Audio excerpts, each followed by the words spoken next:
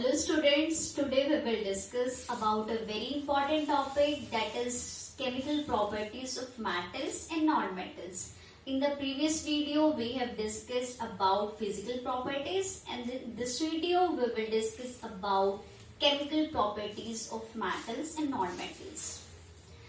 In this video, mainly we will discuss about 4 reactions with metals and non-metals, that is reaction with oxygen, reaction with water, reaction with acid and reaction with bases. First is reaction with oxygen. In this we will discuss that what metal does when it reacts with oxygen and what product it will form. First is rust. I'm sure you have seen rust on iron things. For example, iron pillars of bridges. Okay, when these are exposed to air and moisture, it will covered with a brownish layer, that is rust. And reaction for this is Fe plus O2 plus H2O goes to Fe2O3 dot XH2O.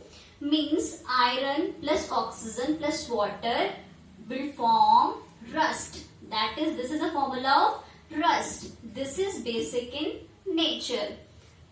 Means we can say that when metal react with oxygen, it will always form basic nature products. Second is burning of magnesium ribbon. Okay, when we will burn magnesium ribbon in the presence of oxygen, it will form magnesium oxide in the form of ash. This is magnesium oxide and it is also basic in nature. As we know, metal oxides are always basic in nature. Let's come to non-metals. Reaction with oxygen. Sulfur is a non-metal. When it reacts with oxygen, it will form sulfur dioxide gas. S plus O2, SO2, sulfur dioxide gas. And when we will check this nature of this sulfur dioxide gas, it will acidic in nature. Okay, then we can say that non-metals, when non-metals react with oxygen, it will always form acidic products. Then how did we know that metal oxides are basic in nature? Okay, because it turns red litmus to blue. As we know, basic products always turns red litmus to blue. And on blue litmus, there is no effect of metals, metal oxides. Another example is when copper vessel is exposed to air, it will form copper carbonate, that is green in color. It will covered with green coating, that is basic in nature. So with these examples we concluded that metal oxides are very reactive with air and these are basic in nature. Let's comes to non-metals. Reaction with oxygen. We have done reaction with oxygen of non-metals. Sulfur plus oxygen goes to sulfur dioxide. Then solution of sulfur dioxide. When we check the solution of sulfur dioxide, it will also acidic in nature. It is gaseous in nature.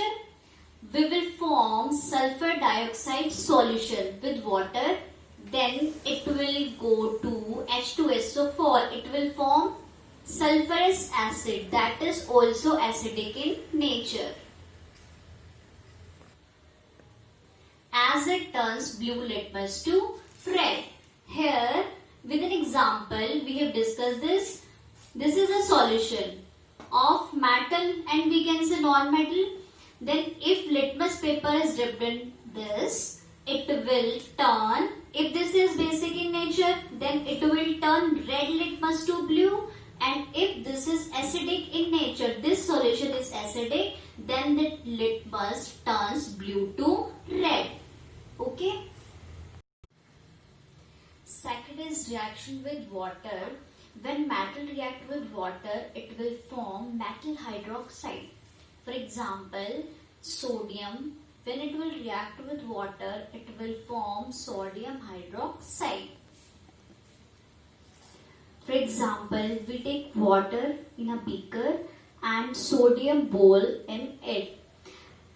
Then after a few minutes, it will react with water and release a lot of heat. As it is an exothermic reaction, it releases a lot of heat. Metal like sodium react with water and form metal hydroxide with evolution of heat. Okay, here a question arises that why sodium metal is kept in kerosene oil. As we know, sodium metal react vigorously with water and air. It will release a lot of heat. Okay, then sodium is kept in kerosene oil as it reacts vigorously with air and water. Let's come to non-metals reaction with water. Non-metals generally do not react with water. So non-metals can be stored in water. For example, phosphorus is a very reactive non-metal. It reacts vigorously with air. Okay. Phosphorus catches fire if exposed to air. So it can be stored in water as it does not react with water. Next is reaction with acids. When matter react with acids, hydrogen gas is formed and it will burn with a pop sound. Okay. Reaction with acids of non-metals. Non-metals generally do not react with acids. They are not reactive with acids. Reactions with bases. Hydrogen gas is formed with a pop sound. Okay, for example, we take sodium hydroxide solution in this test tube and these are pieces of aluminium. Aluminium is a metal and this is a base. Sodium hydroxide is a base. Okay, then it will react and burns, release a lot of heat, and when we take matchstick near this, it will produce pop sound. That indicates the presence of oxygen.